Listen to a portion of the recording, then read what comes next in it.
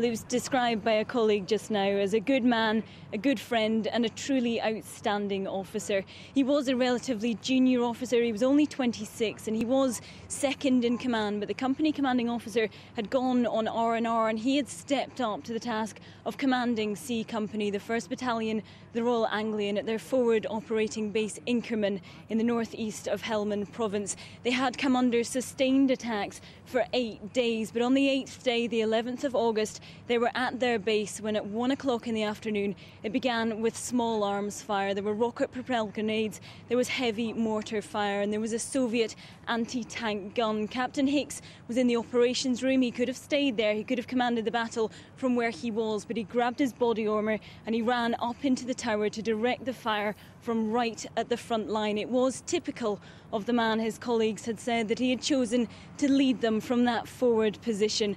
But as he got to that position, there was a huge explosion. He was knocked onto his back. He was unconscious. He was carried down from the tower by colleagues and onto a stretcher. Now, as he got onto that stretcher, he regained consciousness. He ripped off his oxygen mask and he demanded that his officers let him return to his position. He said, "Get me back up there." Now, sadly, after that point, he began to lose consciousness, and as he was evacuated by Chinook to Camp Bastion, he went into cardiac arrest and he was pronounced dead later at Camp Bastion.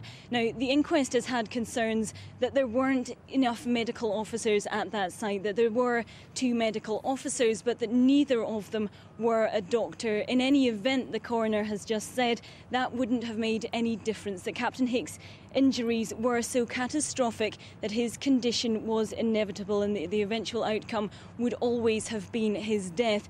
But the inquest has also heard concerns about the protection of that base, specifically the cover provided to troops. And it's heard evidence from colleagues of Captain Hicks who'd said they'd had to make do, that they'd had to try and find cover wherever they could, to which the coroner said, "I do not think that making do is an acceptable position for our forces, whether that be serving in Iraq or now more appropriately in Afghanistan. I know we don't live in an ideal world, but making do just isn't on in my judgment." Well, I think now, coming as it does the day after Remembrance Sunday, the day before Armistice Day, an awful lot of people would agree with that position. And we've just heard in the last few minutes from Captain Hicks' parents, and I asked them whether they had drawn comfort from the tremendous tributes to their son, to the bravery that he had shown. Comfort, they said, no, but pride, yes. They said they'd had tremendous discussion over what to put on his gravestone, and they'd settled on this. He was a fine soldier, a fine brother and son, but above all, a fine man.